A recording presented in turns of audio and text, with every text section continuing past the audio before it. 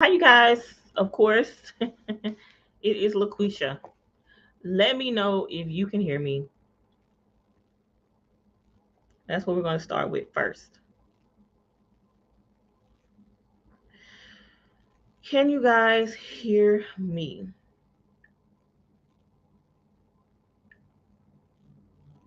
Let you guys come on in for a second. And I am live. All right. So,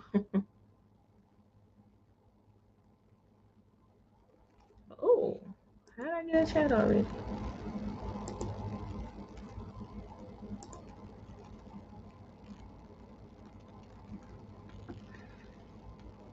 All right. So, we're going to talk about the editing stuff. Yeah, buddy. Let me get this down. All right. So, who do I have on with me? Please say hi. Let me know that you are here and that you can hear me. I'm not sure where you guys are coming from. I don't even know if I'm gonna get all of your comments. But hi, how you doing? If you comment under the video, just please comment. Let me know who you are. But tonight I told you guys I was gonna go live and I was gonna talk about authors being held accountable for their rough drafts. So that's where I'm coming from tonight. And that's what I'm going to talk about tonight. But I don't know if you guys can hear me well. I'm not using a special mic or anything because I didn't feel like hooking it up, to be honest. Let me just be real. I just got off a video conference, so I'm here. All right. Um, so when it comes down to writing your book, because that's what we're going to talk about, writing our books. Um, the idea for your story that comes to your mind, right? It comes to your mind, you think about it, you've planned it, maybe done a little bit of plotting to figure out how this story is going to, unfold. So one thing that you will have to do, you guys, is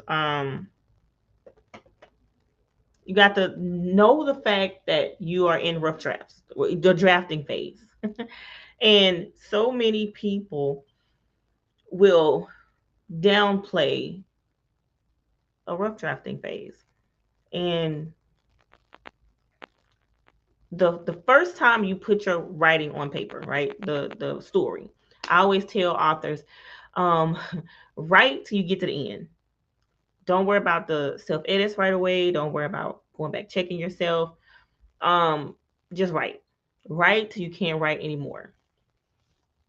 Is what I tell some authors. Now there are some rules and tricks that you can use far as some people will do the first 15,000 words, right? That's roughly a third of the book. So what some people will do is once they get to like the first 15,000, then they will go back and do like a light self edit, a little bit of reading, just to see if what they've planned for the story and plotted for the story, that this still fits, right? Some people do it if you're doing a 50,000 word book. Some people do it at that 20,000 word mark, 25,000 at halfway period, and they just try to see if from start to finish, well, start to my ending point I'm at now of the book, does it still make sense, right? So that is one rule that you can do to go back and do like a little light self editing or revision to your story. But write the story till it's done. Now, when you write your story from beginning to your end at that point, and you're done, you've gotten to the end, that is your first draft, right? That is your first draft. And you're not done. Just because you've written out that very first draft, got all the thoughts, ideas, and everything out on your head, the way that you see, hear, feel, all those things down, just because you got to the end of that story doesn't mean you're done. And I said I was gonna go live about this, y'all, and talk about us being held accountable as authors, that just because we've hit our first draft mean it doesn't mean we're done. And we ship it off to the editor, and that any mistakes, any anything that's not clarified in that story is the responsibility of someone else at that point, not at that point. Okay. So get used to the idea of rough drafting. One of the common reasons why people will take their very first draft and ship it straight to an editor without doing a once over, because you've written on this book for so long, you've thought about this book for so long, you're actually tired of thinking about it. You're tired of talking about it. You're tired of writing about it. So you generally don't want to go back and then read about it, right? This thing has stressed you for so long. So sometimes when you're writing that first draft, that's one of the reasons why people don't want to go back and read it. And they say, hey, I'm just going to ship it off to the editor. Mistake. Because the one thing that you don't want to do is get into a habit of saying, okay, I got my first draft out. I'm going to ship it off to the editor. It's her job to catch the little mistakes I already know that I made. No, it's not their job to catch your mistakes at that point. Because here are a few things that could happen. So, you at the first drafting stage you could read through your book, find a lot of simple mistakes that you are going to make that's there, correct those, and then also realize that there's parts of the story you don't even know what you're trying to say. You didn't clarify, but now that it's all out and out of your head, you can reread that statement, that paragraph, that scene, and be like, man, no, that don't work. That's not what I was trying to say. And I think that if um bigger authors can do more than one draft of their book, we are, as indie authors, are not opposed to that, right? So I would say never, ever, ever get into the mode that my first draft is my only draft. It's not. Reread through it. Make sure that you've gotten out what needs to be gotten out to tell the story. Because sometimes you may read it and realize, man, I left out a very important piece of information um, that I need to elaborate on. You can find all of that. Secondly, without doing a second once over, you send it straight to the editor. Because of the unnecessary work your editor have to do, it can cost you more money. I've heard stories when I had my magazine, I would interview editors and things like that. And I made sure I had an editor in every magazine because I know every editor is a little bit different. One of the big things was, you know, they enjoy seeing the growth of their authors. So if you rely only on your first draft, which is always the rough, it's rough, right? It's rough around the edges. It's messy, it's ugly, it's crazy. Then there's no growth in that. But you can do your once over, even if you just take and do a second draft, by rereading it and correcting the things that need to be corrected, adding what needs to be added. Then you can see your own growth, and your editor can see growth in your writing as well. I think that should always be the level that you should be trying to get to, is to elevate and grow in your writing. I know for me, that is one thing that I always try to strive to do when I write. So tonight we're talking about rough drafting. That is tonight, rough drafting and not relying on our first draft to just be shipped off.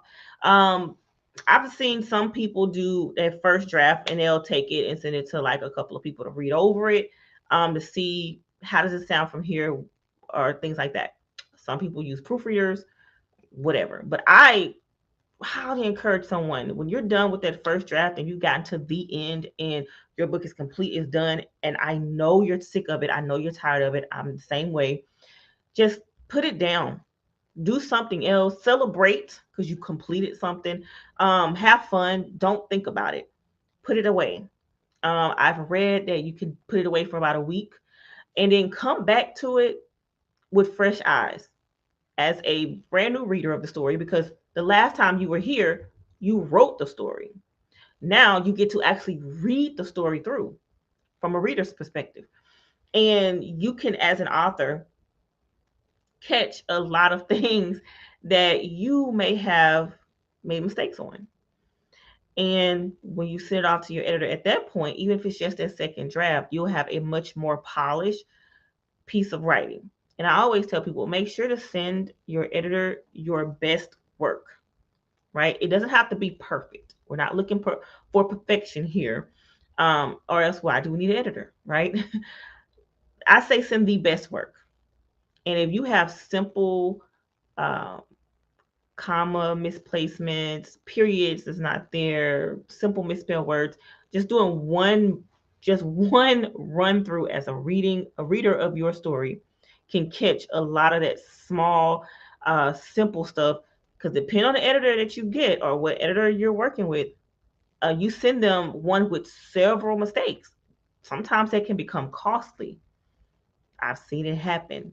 You give them your very best work. I've seen them lower prices because the work isn't as grand. So that is where we are. So who do I have on right now? I can't tell where you're watching me from, but hey, thank you for tuning in. The one person, hi. So I'm talking about the rough drafts. I don't know if you're an author. I don't know. It's not telling me who you are. But thank you for tuning in. And we're talking about rough drafting. I told you guys I will go live this week about rough drafting. And one thing that I know I do, and I've done this for years, is I have my author friends tell me I should, do this as a thing, and I don't. But sometimes my authors, we get together and that first draft comes out, and I have one right now.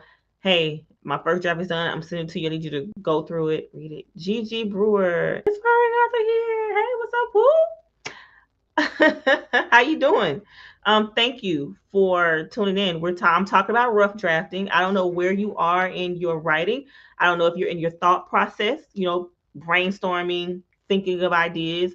I don't know if you're in your planning phase, your outlining phase, your plotting phase. I don't know if you have written a couple of pieces or chapters and you're in a writer's block phase. Like, I don't know where you are.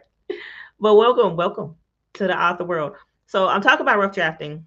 So again, whenever you have come from start to finish of your book and gotten it all together and have gotten to the end, that is considered the first draft of your story. And it should never be the only thing that you rely on at all.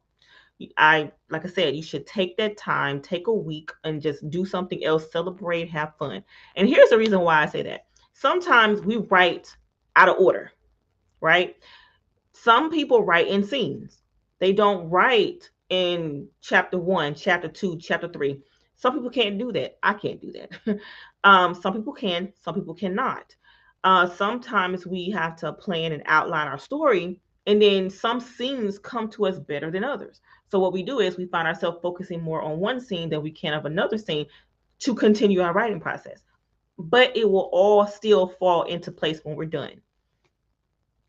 That's what you were going to say. But what were you going to say? I'm sorry, I done said a lot. What were you going to say? So we get down and we start putting and you get your scenes out and you start putting them together. I have seen one of my author friends, love her story. She took it down. I'm trying to get her to put it back up. She took, like, right there at the very end. It wasn't the end. It was very nearing the end. Took that and put it to the front. When she finished her story, it didn't start out that way. But when she finished the story, she read her story to, do her drafting. And she was like, man, why don't I put this here and start the story there versus here, where I started in chapter 1. And man, it caught you first line read, it was beautiful. She did a great job. I've seen another one of my author friends. She did the same thing. Started her story the same way. So you might not always write in chronological order. So by the time you get your pieces together, you may write in chronological order. If you go back and do once over to reread through, you may realize, man, I need to take this piece and put it over here instead of behind chapter 4. It seemed like it would fit better behind chapter 8 now that I got it done. So I'm going to rework some of these chapters or this scene or something like that. That's a thing. It happens, right? So when you get down to the end and that first draft, put it aside. Celebrate. Be excited. Congratulations. You have done something. You've completed something that stressed you, that tired you, gave you joy, made you cry, laugh out loud. You got it out. And then take that week off or 5 days off, 4 days off. Give yourself some time to breathe and then go back and take a look as a reader. Get that manuscript out, print it out on double space if you need to. That's better. That is better. And just really sit there and read that story and make your corrections at that point. And if you say I'm done at that point, hey, at least you gave it one more look through and then send it out to your editor. That's better work than that first draft, because the first draft is rough, it's messy, it's nasty. It may not all make sense. So to save you money, to save your editor time, just do a second draft. I'll do more than that, but do a second draft. So Miss Gigi says, I can't write from the beginning to end, so I rough draft from different points. Yes, that is definitely a easy thing for a lot of us to do that. When I just got into outlining really heavy as of the first of this year or so, maybe into last year. And one thing I noticed that they do is they outline their scenes. Oh, I don't have my cards in front of me, but they outline their scenes on the little note cards, and that way they can put them in different orders, or that way they can just take that one note card out and look at that scene and just, if that's the scene that they're feeling, is the emotions there, the intensity is there for them, and they just write it. I feel it, I'm going to flow with it. Why stress yourself out about chapter 2 when chapter 8 just sounds so much better right now? you know so good job, Gigi. I would love to know more about your story. Are you telling like your autobiography? A lot of people do that. Are you, you know, got a fictional story going on? What hey, I want to know. For yet a children's book. Are you doing something like that? I want to know. So what I do with my author friends, I have always told people, get a small group together. Three, three at the most. Of you and other authors, maybe a reader here or there, and critique each other's work and kind of help fashion it as you go along, or by the time you're done. With my author friends, they're not afraid to come to me and say, hey, read this. Hey, I want you, I'm done. I'm through with it. I've gotten far as I'm gonna go. Can you read it? Yeah, why not? This is our circle. Yeah, you read my stuff, I read your stuff. And we critique. That can kind of help and take some of that pressure off. But I gotta say, when you're done with your first draft, and that first draft means when you've gotten to the end of the book and it's done, there's nothing else to write, the end is tight, or it's stated in your mind. That is considered your first draft. Please go through and create your second draft. So if you wait a week and you go back to that draft, you find some mistakes, you find some comma errors, misspelling errors, you found some sentences that's like, what the heck was I trying to say there? That don't make sense. Take it all the way out. Or wait a minute, this sentence should have been over here. I don't know what the heck I was doing when I wrote that. May have been a late night. I don't know.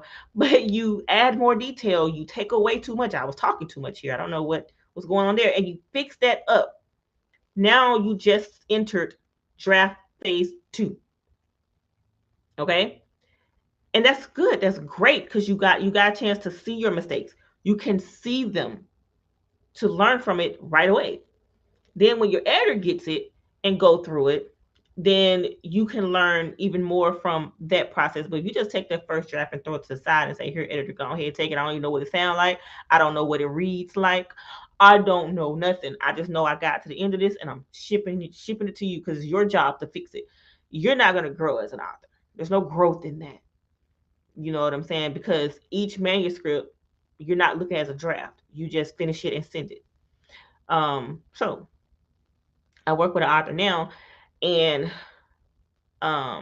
compared to how she was when I first met her, she had the same mindset. I used to think the same way. A little research take you a long way, but um, she would draft it, send it off, and it was a lot of problems in her writing. So what we did was we both was like, hey, just want to take a step back. And that's when I found out about creating little writer critique groups, and we created one together and critiqued each other's work before we sent it off to the editor. And man, the growth in her writing right now, the editor says that right now, there is so much growth in her writing now compared to back then. That's a wonderful thing to hear an editor say to you about your piece of writing. Now, again, when you're rough drafting, it saves you money. I've heard editors give quotes like you might hear an editor say, "Hey, send me chapter 8. I want chapter 8 of your book. I want to see what it looked like." I heard one editor say, "I don't ever request chapter 1 because sometimes chapter 1 is probably the best chapter out of the whole book, and I'll base my editing off of what I see in chapter 1, thinking, oh yeah, this is gonna be whatever." And then when I get the whole entire manuscript, I started looking through it. That's chapter 1 is not what any other chapter looks like, because normally in the beginning we really take our time, we really trying to get it right, and by the end we're rushing, we're ready for it to be over with, and we make a lot of careless mistakes, so which can sometimes happen to some of us. And they start requesting that authors send them just a random chapter throughout the book. How many chapters do you have? Oh, I got 35 chapters. Okay, send me chapter 28, send me chapter 15, whatever. The once they get into the meat of their story, and you have to actually move their story along, they get to see where your mistakes are, and they can see how much damage is done to it, and then charge you based off of the amount of work they have to do. So to avoid those things, to save you money, save time with your editor, and hopefully get a really good book back, um, I say just give it one look over. And once you look over it, don't be afraid to get your little writing buddy and say, okay, I've done a second look through. I think I found all the mistakes I can find. All right, friend, here, just tell me what you think. Catch, what do you see, right? And maybe then send to the editor. That'll be your third draft at that point, because whatever they find and you fix, then or you help them clarify, then you just drafted it a third time. There's nothing wrong with that. Stephen King, one of his books, I read that in an interview he said one book was it was 100 rough drafts before he got that 101 rough draft to work and be sent off to the editor. Man, I'm not saying go that far, but if he can do it, what's wrong with us as indie authors, right? So that's all I got. Those are the big key things I wanted to make sure I mention. Thank you, Gigi, for coming on here and talking to me. I look forward to seeing your book. I look forward to seeing your book. I'm super excited for you. If you want, you can, if you're still here, you guys can join my free Facebook group. That which is weird to say free because who has a paid group, but you can join my free Facebook group anyway. It's the Aspiring Authors Writing Community, and I'm live in there right now with them as well. And let's see, I already have some videos in there about point of views. We have videos about character development. We have videos about outlining and how to end your story in the scene. All kind of things in there, really good things in there right now. You guys can watch. We do writing sprints in there. Hey Chanel. Um, we do writing sprints in there and inside the group. And let's see what else. We do challenges, things like that, to writing prompts, stuff like that. So yeah, I wish I knew how you can block people. Boom, block them on YouTube. All right, so um, yeah, there we go.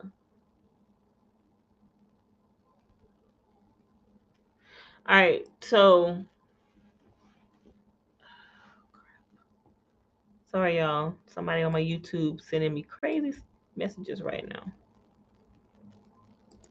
Just block them on YouTube. All right, so that's what we're talking about, you guys. Rough drafting. If do you guys have any questions related to what I talked about when it comes to rough drafting, I made a post about it, but I just encourage you as an author, please look over your work. And when you get down to the end, please give that one look over. I know you're tired. I know you're over it. I hear it said a lot. I'm just ready for this book to be out. I'm so tired of looking at it. I'm so tired of it sitting there, you know. I hear it a lot. I said, I would say it, you know, I'm tired. I'm just tired.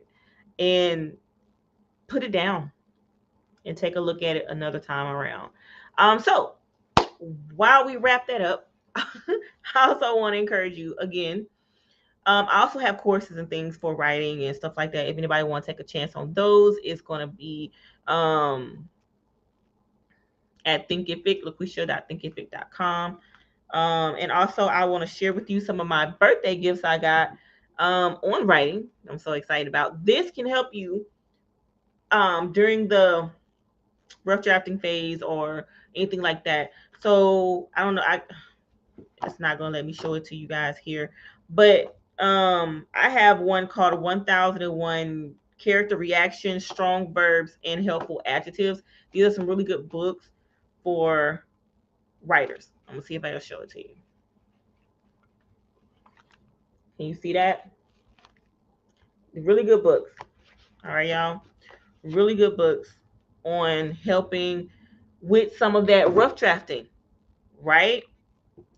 Some more. This is a 9 book set. I don't have all 9. Somebody only gave me 3, but I plan on buying all 9. Here are some books. Get this. I call it the Thesaurus Collection. Okay, these type of books.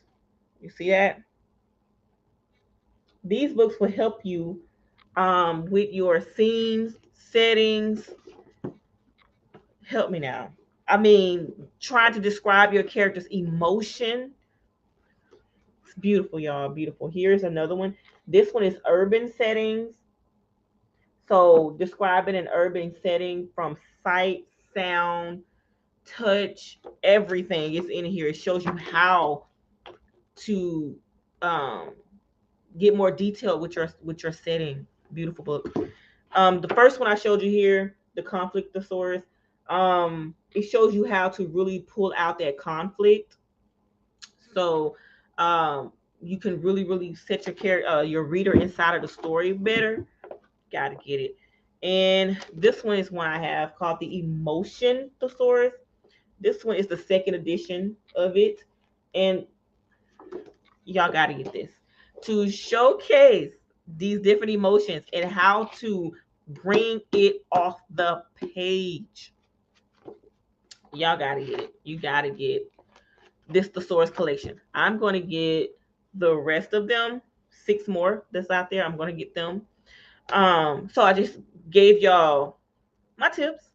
I gave y'all some book recommendations that I feel are very helpful in the self editing and rough drafting, revising phase of rough drafting when you go through rough draft number 2, 3, 4, 5, whatever.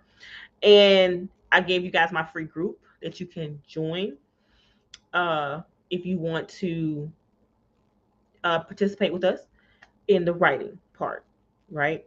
Ask questions.